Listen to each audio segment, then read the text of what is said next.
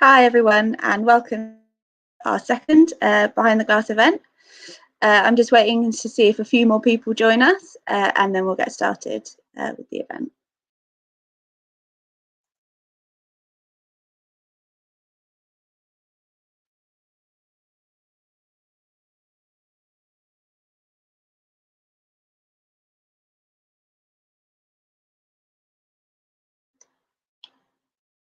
It's not intentional promotion, but if anyone wants a mug, come to pick one up.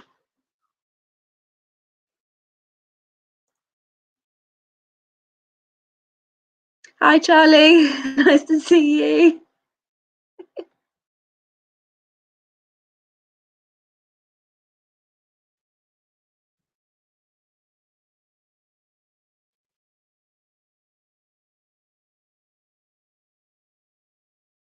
Hopefully our internet will hold out. I can slightly slow. I'll have to get the hamsters to go a bit quicker.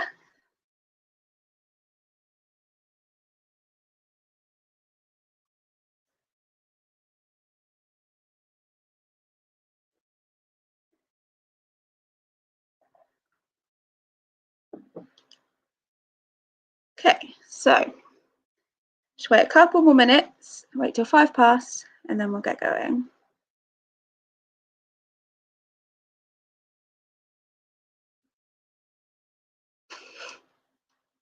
Just chatting to Charlie in the comments. My fingers are crossed, Charlie, my fingers are crossed.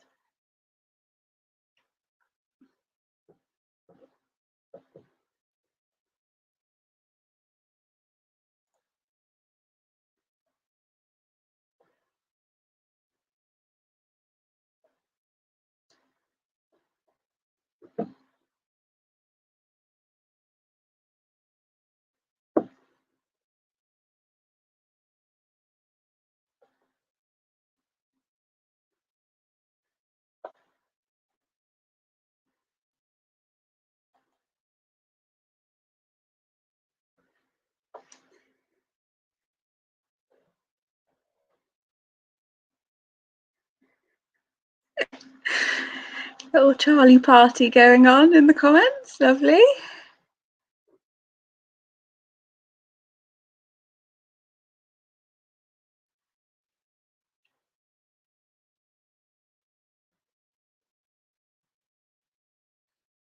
So, as it's 5 past, I'll get started and we'll see if anyone else is joining us along the way.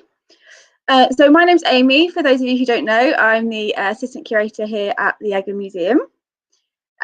This is, as I said, the second of our Behind the Glass series of events where we dive a bit deeper into our collection and the stories that we have here. I'm here to talk about Egham races, as you know, as you can see. But this one is going to be a bit different to some of the others because we're lucky enough to have Rob Valentine joining us a bit later. Rob's a writer, director, producer who's worked with the BBC4 and Audible, amongst many other things. So we're really lucky to have him with us today. And he's going to be more about an audio play, actually, that we worked with him on about the Egham races. I'm going to talk using our collection at first, and then we'll get into a bit more detail about the audio play. As with many things in the Egham Museum collection, we do have kind of some material content from the races, but there's not loads, especially from the early modern period in the collection. It's not our biggest chunk. So we wanted to think about the different ways that we could tell this really interesting story. So we got in touch with Rob and commissioned him to write a play. So I will be kind of premiering that as part of this event. But first I'll get started with kind of a 10 to 15 minute rundown of the Egham races and what we have in our collection. And then I'll share the play with you, and then there'll be a little Q&A afterwards with Rob to get the lowdown on how he got to the final piece. So let me just get started. So to set the scene, in the 18th century, Egham was kind of a coaching town, really. It was a busy high street that had lots of trades and businesses, and travellers would regularly stay in one of the inns locally. on their way between Reading and London. These inns also played a huge part in one of the biggest local social events, the Egham races, which we're here to talk about today. So the first version of the races actually took place up the hill in Inglefield or Englefield Green from 1729. The racing calendar from that year records a race from the 1st of October, with a £10 plate prize being won by Mr. Andy's grey mare, Peggy Greavesme, having finished first in all of the 3 heats that year. There doesn't seem to be any other kind of record of any races in the area until they moved down the hill to Runnymede. So as you can see from the aerial photo, this would have been the kind of the area that the racecourse covered. This photo is from the 80s, but not much about the meads has changed in that time. The first of the races on the mead took place in 1734. Having had a bit of a break between then and the Englefield Green meet. This first official event in 1734 was advertised in the London Evening Post on the 22nd of August, stating the races would be over a 3-day period. From the Tuesday, the 24th of September to Thursday, the 26th of September. So they gave themselves kind of a month's notice to advertise this event. The prize for the first day's winner would be £20, second day £10, and the third £5. Horses would run on the different days depending on their strength and their size, and any racers intending to enter their horses for the £20 or the £10 races, so the first 2 days, were instructed to sign up at the Red Lion pub, which is on the High Street still in Egham, and they had to register on the 10th of September between 9 AM and 6 PM. After which the horses would have been taken and held in a safe place until their race happened. It would cost 2 guineas to enter the £20 race and 1 guinea for the £10 race. And organisers required a minimum of 3 horses for each race. Now, this first event was a huge success, and the Egham races continued the following year, and the riders were again asked to register at the Red Lion pub. So, to give you a bit of a little story about the Red Lion, it's still in High Street. It's our neighbour today, but it dates from the 16th century. But it's been rebuilt and restored several times over the years, most recently in 2014. You can see from this picture, which is from the 1930s, that it looks quite different today than it did 100 years ago. And we don't have any images of what it would have looked like in the 1700s. You can see another picture of it here in kind of the context of the High Street. It's on the left, just before the church tower. This image is probably from the late 19th century. And there also would have been kind of cottages or stables at the back of the main inn building. And it's likely that this or similar buildings would have been where some of the racehorses were kept, as well as other local places around the town. As you can see, next door, the Literary Institute is home to Egham Museum, and this building plays a huge part in the story of the races. So following the 1934 and the 1935 event, many more happened each year throughout the middle of the 18th century. And by 1770, the event had continued to grow in popularity, and the adverts in the papers reflect this. They were placed in more newspapers over time. So the Public Advertiser, Lloyd's Evening Post, and the London Evening Post by 1770. And the ads ran throughout August and into early September, and they were much more detailed than they had been in the 1930s. Cockfighting took place at 11 o'clock each morning during the race time at the Red Lion between the Gentlemen of Middlesex, and the Gentlemen of Surrey. Booths were also set up at the racetrack, presumably offering kind of refreshments, but the owners had to be inhabitants of either Egham or neighbouring Staines. A double booth for these tradesmen cost 2 guineas, and a single booth cost 1. In addition to this, the tradition of hosting a ball on the first or second evening of the races was begun in this 1770 meet. It was actually held on Friday the 14th this year, and it really cemented Egham races as a kind of a key social event in the local diary. By 1788, the need for bigger premises was clear. So the Red Lion built the assembly rooms, which later became the Literary Institute, and it's the building I'm sat in today. And they held dances and other entertainment throughout the year, but they also hosted the race balls in this building. By 1772, the meeting was well established enough to attract the Duke of Cumberland and other really notable figures from the area and beyond. The Duke of Cumberland in 1772 won the third day's race with his horse Ginger, who's 6 years old that year. Following years continued to attract these celebrities, including author Fanny Burney, who you can see here. She actually wrote in her diary about her day at the races, which is quite fun to read. In 1790 and 1791, Egham races saw an entry from His Royal Highness the Prince of Wales, so visitors from good company at the races as they progressed into the late 18th century.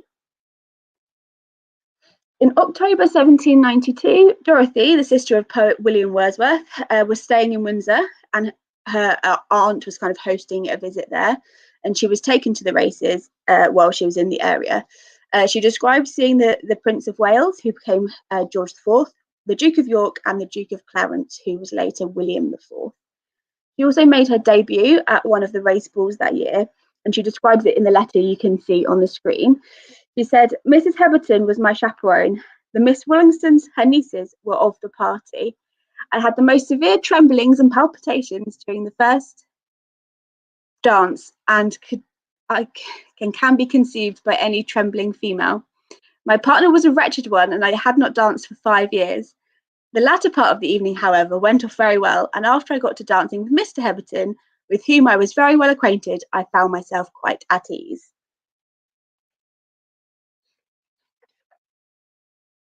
The races continued into the 19th century with continued high-profile support from monarchs and dukes and duchesses alike.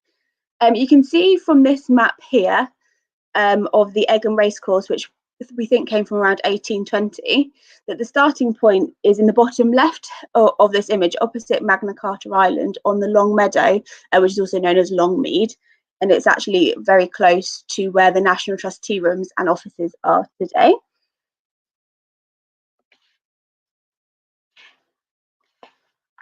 The races continued to kind of build in popularity, and this was really helped by the bringing of the railway in 1856, which made the local area much more accessible than ever, and they actually ran special trains from Waterloo for the event, and tickets for the second class carriages were 4 shillings.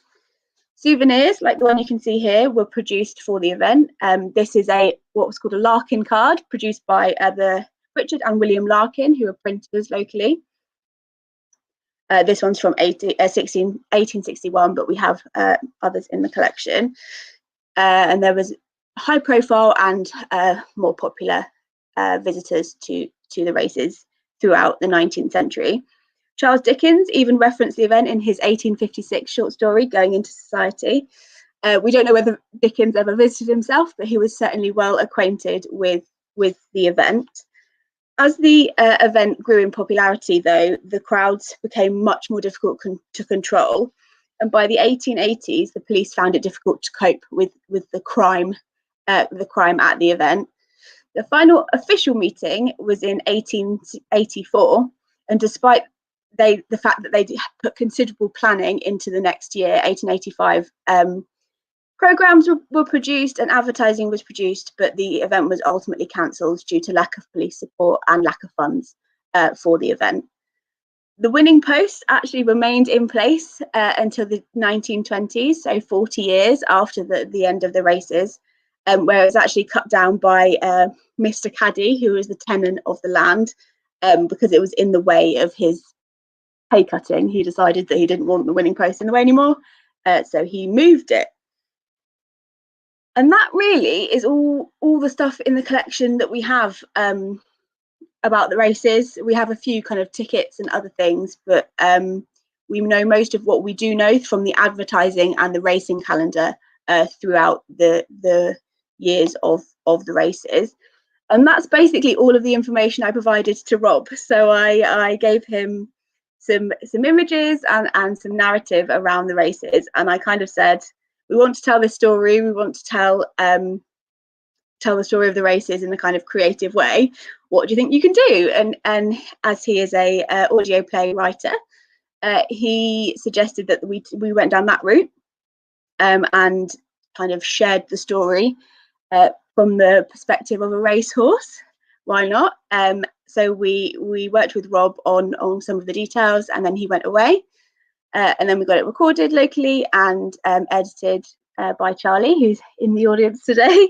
So I just wanted to share with you the audio play, and then we'll cut to Rob and we'll have a little chat with him afterwards.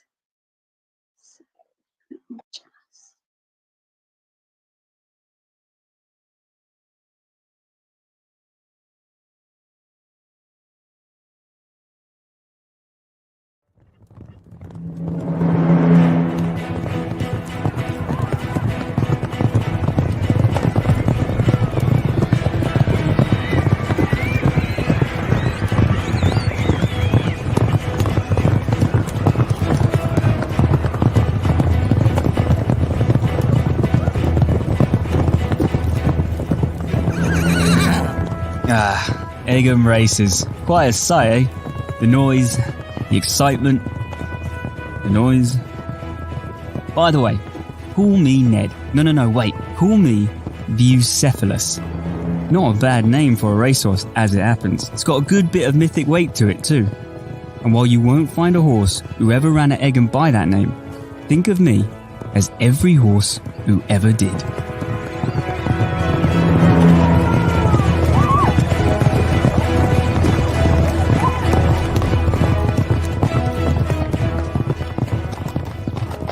Right, that's the first race of the day down. Well done, fellas! We're up next, so you better stick close to me. Runnymede. This place has been famous for centuries, you know. But I'll just stick to telling you about the racehorses, because, you know, I'm an horse.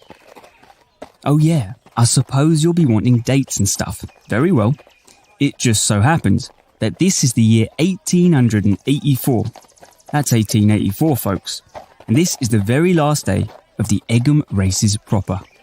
But we'll get to that. All right, I'm going. Jockeys, eh? Come on. We've already been presented at the Red Lion and had our ages and qualifications checked. Time we headed over to the starting line.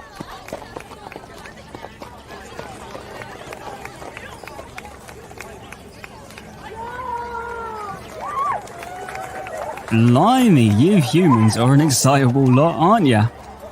Most of the public come into the ground from Hummer Road, and anyone coming by carriage go in by way of the Glanty and pay for the privilege. This event attracts people from all over too, not just from Egham. By the 1770s, there was a coach service bringing in punters from the City of London, and now they run special trains coming in from Waterloo. Makes an horse feel special, it does. Not that we've been the only draw, of course. They used to have cockfighting here too, once upon a time, at 11 o'clock in the morning, over at the Red Lion pub.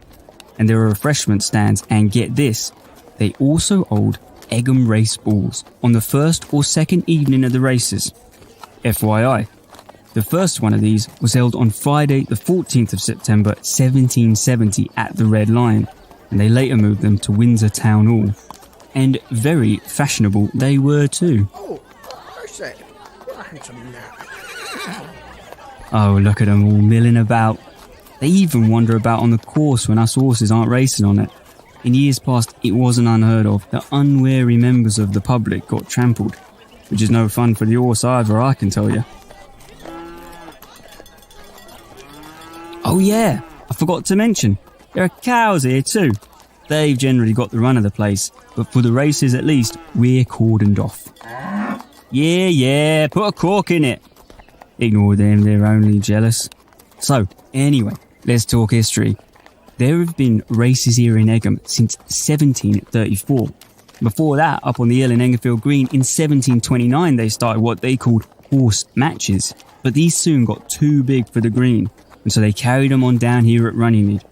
And since these meets were attended by members of the aristocracy, they quickly became important events in the social calendar, don't you know?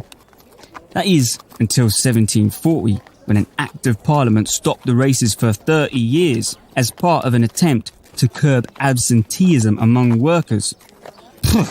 Spoil sports. Fortunately for us, the establishment of the Jockey Club in 1770, Egham races began again, and it soon became one of the places to be seen. For example, the author Fanny Burnley attended the races in 1778, and in 1792, the author, poet and diarist Dorothy Wordsworth described attending one of the Egham race balls at Windsor in her diary. And the novelist Charles Dickens, he even included Egham races in his 1858 short story, Going into Society. But what made the races, and in some ways what doomed them, was their popularity, or lack thereof, with royalty. Not long now. Where was I? Oh yeah, the royals. In 1790, the Prince Regent and future George IV entered his first horse into the race, and in 1791, another of his horses went and won. Idolater, his name was, which was a very George IV thing to call him. By the middle of the 1830s, King William IV had given his patronage to the races, but when Queen Victoria ascended to the throne, how shall I put it? When it came to racing horses, she was not amused, and this sudden lack of royal interest would have consequences in the years to come. You see, trouble was brewing on the horizon. Take a look over there.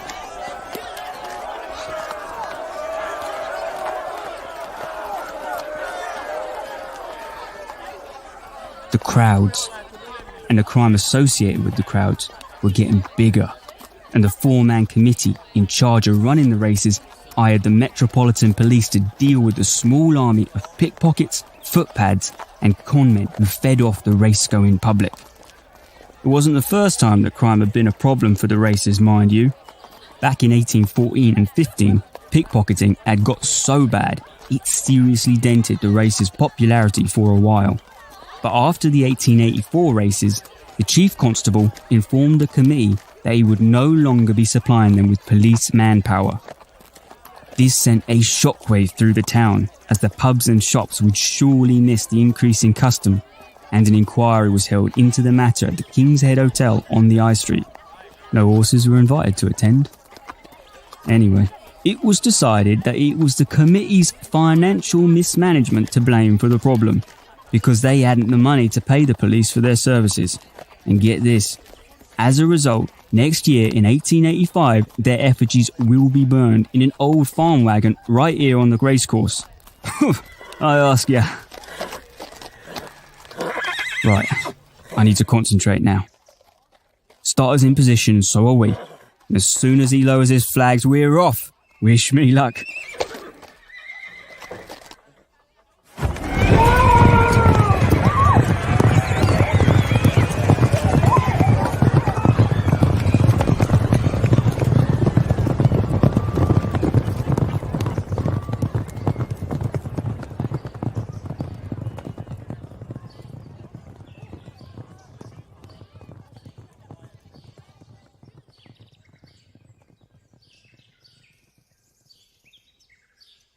The following year, an attempt was made to raise enough funds to run the races again. This even got as far as having the programmes printed, but it never went ahead. Instead, they used the money they did raise to run some Galloway pony and donkey races, which they called the Guardian Stakes. But by 1887, even this had folded up, and the meet had moved to Kempton Park. Turns out the Jockey Club had bought Kempton Park and could charge people for attending, which they couldn't do at Runnymede. And some people think that if Queen Victoria had been inclined to support the races, things would have gone very differently with the Chief Constable. And that was it. Well, almost. Although the race had moved, the old racecourse winning post continued to stand on Runnymede until the late 1920s, when it was finally cut down by one of the land's tenants, a Mr. G.J. Caddy of Manor Farm. It was in the way of his A cutting.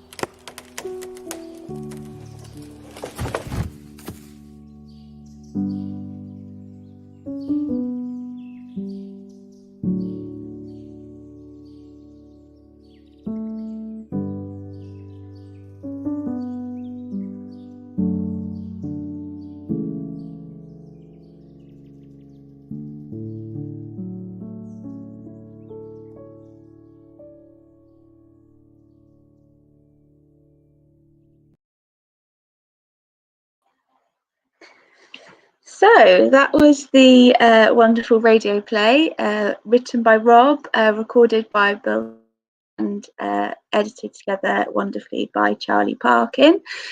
So I'm now going to invite Rob onto the screen with me to join us. I've got a few questions for him, and please feel free to add your own in the comments.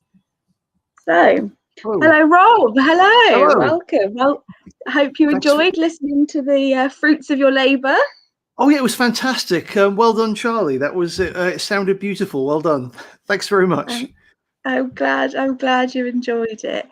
We were chatting in the office when the recording from Bill came through, and I didn't know that racecourses could be such geezers as they were trotting along through the racecourse. But I think it's a really nice way of bringing some of that information to life. Hopefully, people kind of recognise some of the things from what I was saying in the play that you put together.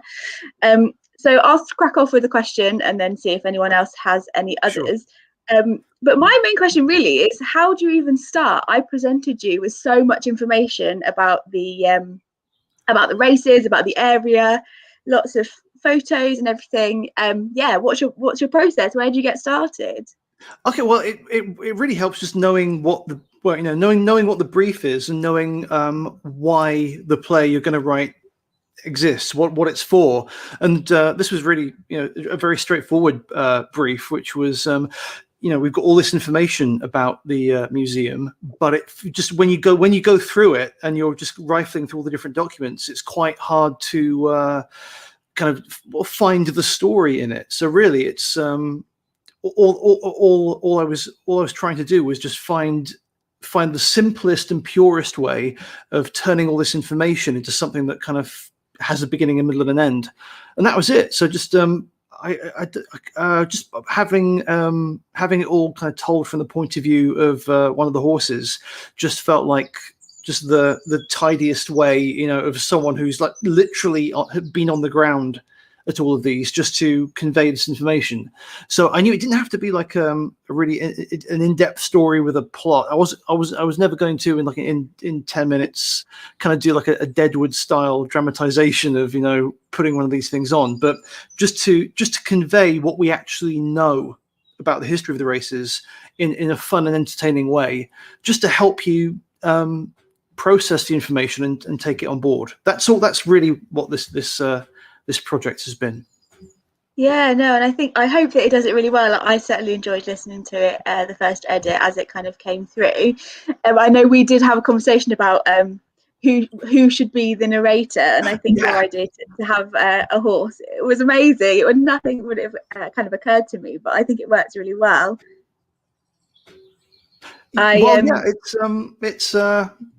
It just feels like who's been present at all of these events from the 18th century through to the end of the 19th, and it's the horses. They are the one constant throughout. So just for that reason, it made sense to me.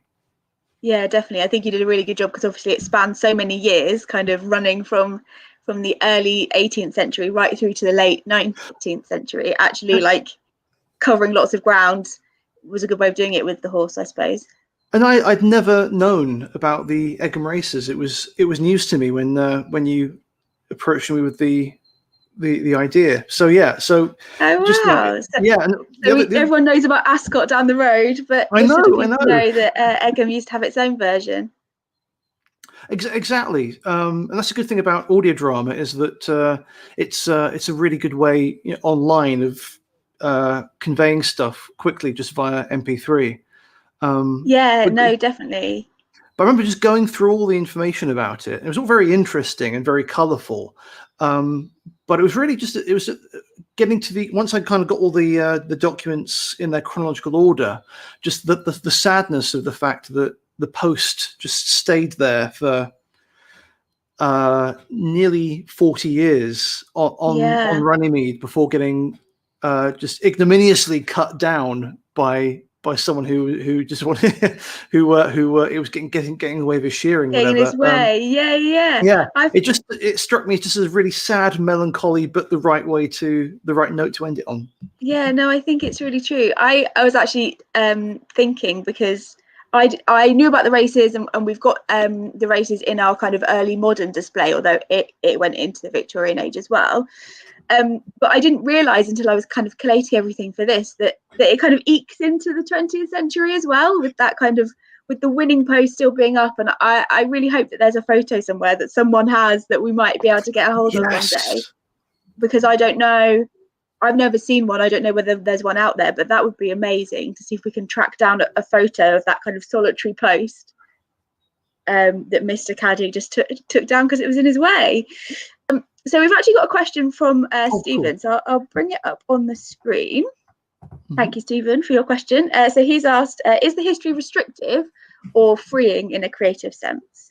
That's a really good question. I do write a fair bit of historical fiction, and I always find that history always comes to the rescue. The facts of history, they prevent you from landing on the first cliche that might spring to mind. So it's historical detail frequently comes to the rescue. You know, you might have an idea for a story, or you might be dramatizing a certain historical event, and then you discover, you know, your original, like the ideas you start to have might be quite generic or basic or just low-hanging fruit, and then you discover that it all took place when, you know, when there'd been a foot of snow or something like that, or you might want to set something in a certain period in Victorian music hall, but then you discover that music hall didn't begin till the 1860s, and actually the world you're looking at is about itinerant theatre or something like that. So I always find creative limitation is really important for a writer,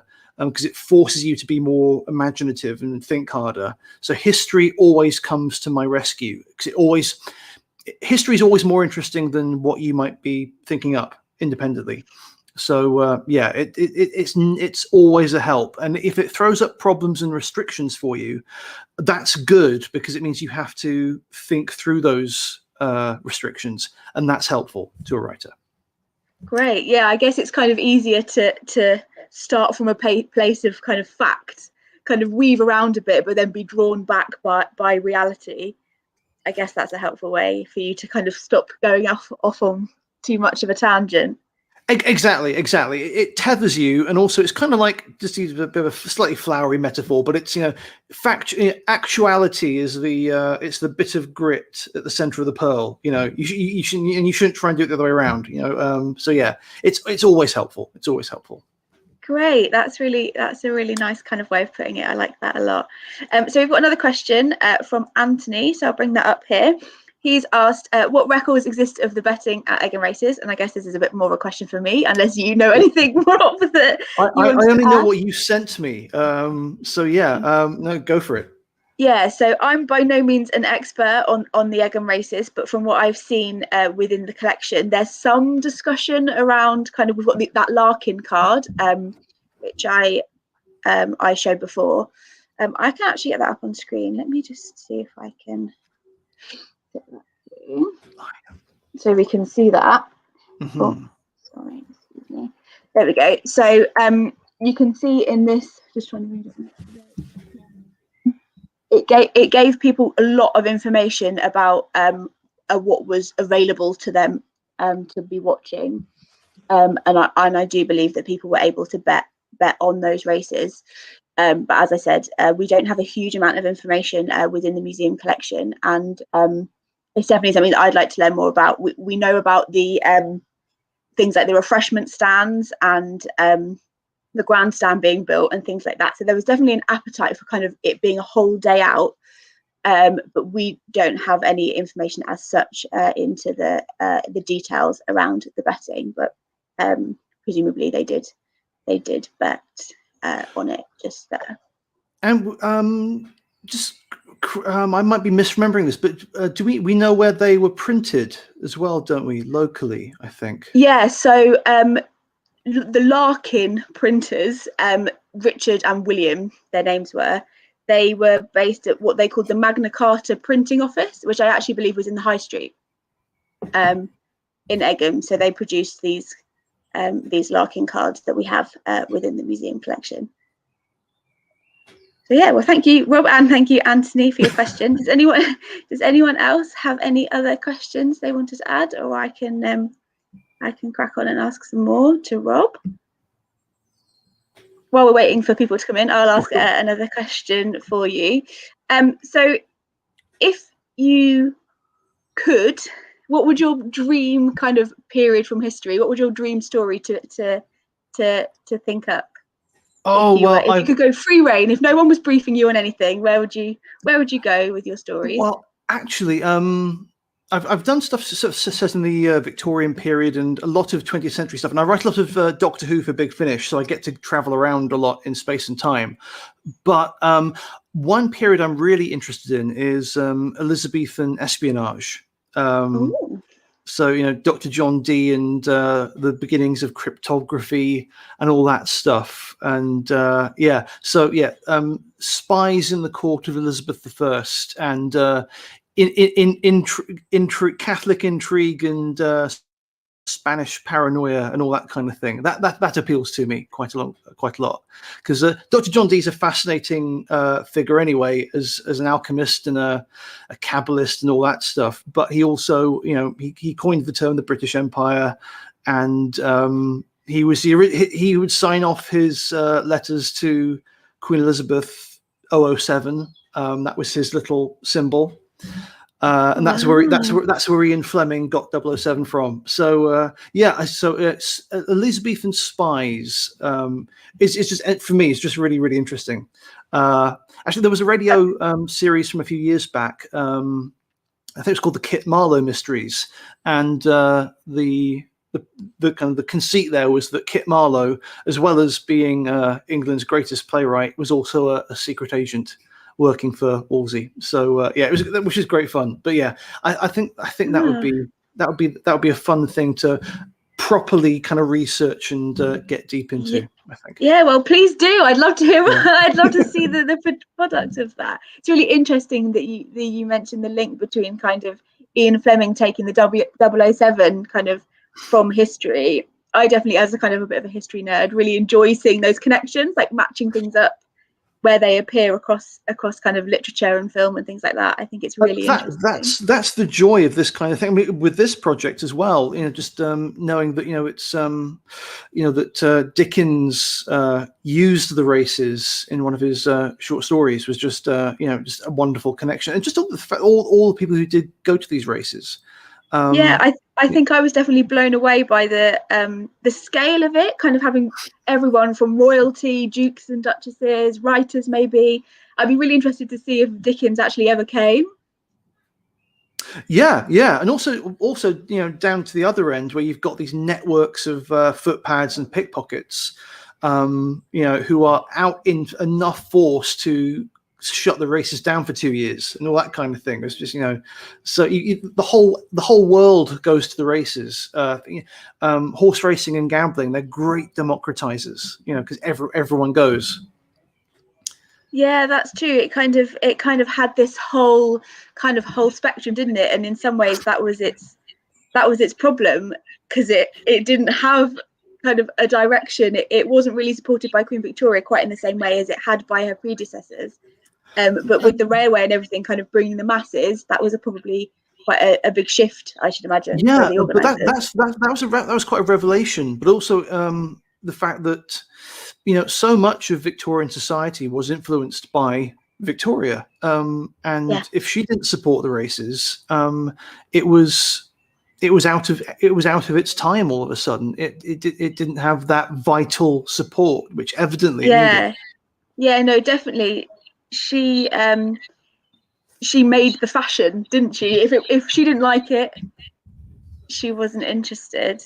Exactly. Yeah, I think that's a really good point. That actually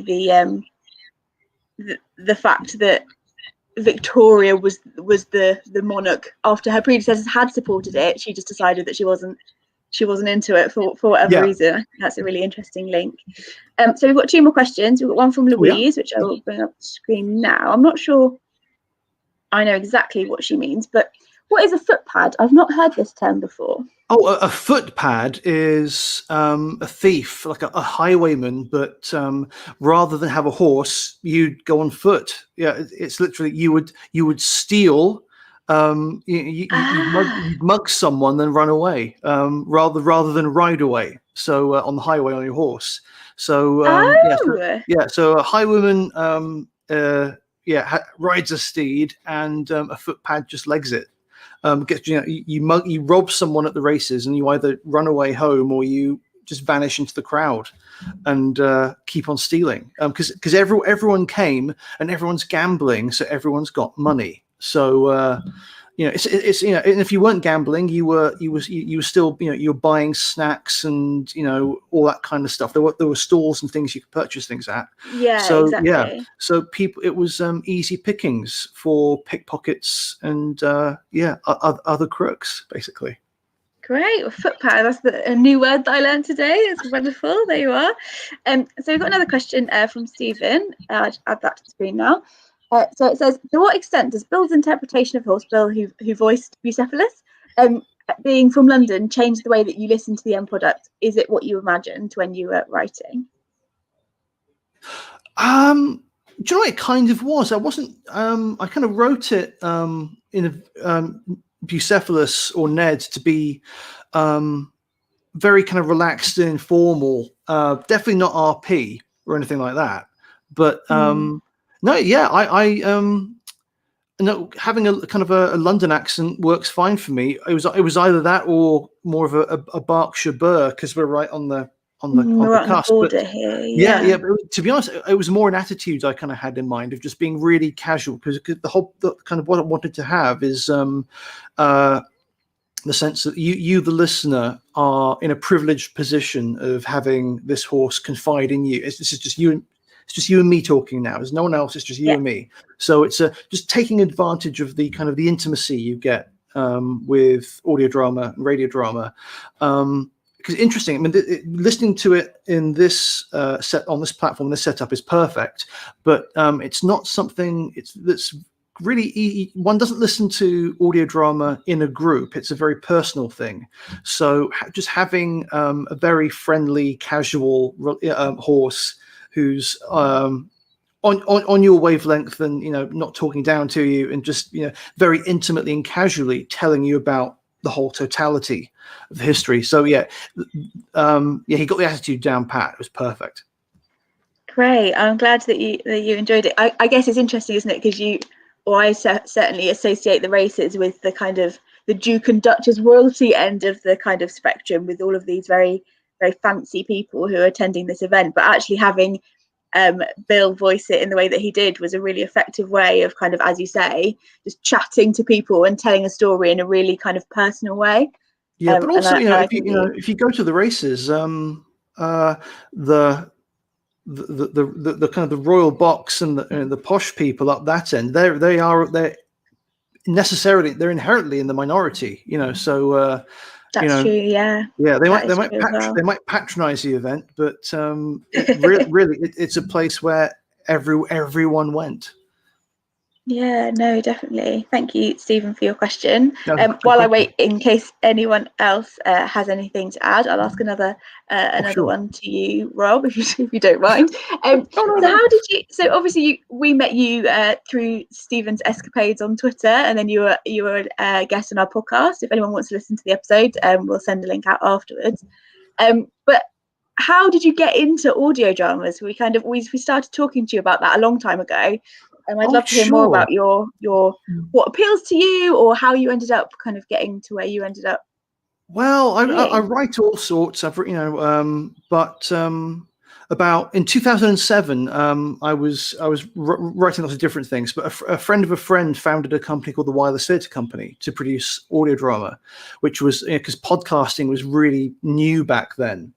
It's a long time ago now, but so suddenly I just fell sideways into it because it's a low budget medium compared to film and TV, so it's an easy way to get stuff made, and it's more permanent than theatre.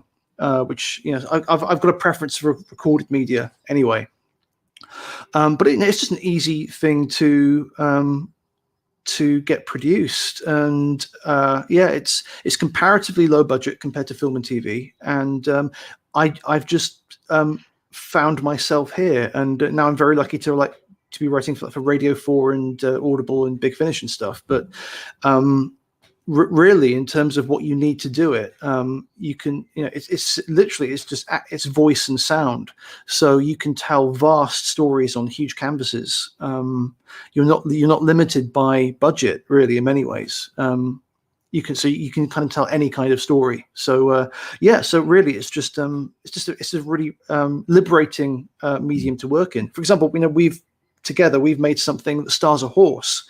If we were going to make a film of this, it would cost tens of thousands of pounds either to make an animatronic horse that can speak, or we do it via CGI or something. But on audio drama, it costs nothing. So it's just a very liberating medium to work in, basically. Yeah, that's a really interesting kind of way to put it, I suppose, because we've not done at the museum, we've not done any kind of audio work in this way before. We've done audio kind of recordings, like oral histories that we've done in the past, and we've made films, kind of micro documentary films in the past, and we've got a podcast that we've had for the last year, but we've never really thought about doing this. And I think this experience has been the product's been so nice, and the experience has been such a good one, that actually I think it's a really interesting way of telling kind of quite meaty stories in a way that's really accessible and really approachable, and people can listen wherever they want to listen. They can listen at home, they can listen as part of an event like this, or we can include it in the gallery space. So I think it's quite a flexible way of doing things as well. Yeah, I mean, what I've liked about it, really, I mean, what it's kind of for, it's just turning something into a loose narrative and dramatizing it. It's a delivery system for information, but in a way that gives it all a through line and just by virtue of having a character kind of impart it to you, it helps you keep the information on board, because if you've got some kind of emotional interpretation of it, as well as just the facts themselves, I think it aids recall of historical information. I think, at least that's my hope for it anyway. No, I think you're right. I think we all remember things better when we've had an experience, when we've learned it, rather than just be told something. And that's definitely something that we look to do in the museum. Obviously, we've got our objects and we've got our displays, but actually thinking creatively about the different ways we can work with other people. We couldn't have possibly done this. I'm no author, no writer. You brought the story to life really well, and obviously with Bill voicing it and with Charlie, I think it's been a nice collaboration for us. We've really enjoyed it, and it's been really great to kind of have you on board. Oh, it was so much fun. It was a lovely project. I'm glad. Well, unless anyone has any more questions, I'm just kind of thinking about the time. I will thank you, Rob, for your time, your wonderful work on this Egham Races audio drama, and thank you to Charlie and Bill as well for kind of putting it together. And I will, put this will be available on YouTube for everyone, and I'll also include the audio drama itself in a little snippet so that people can listen to it separately. But thank you, Rob, and thank you everyone else for attending this event, and we will see you all later. Okay, thanks, Amy. Bye.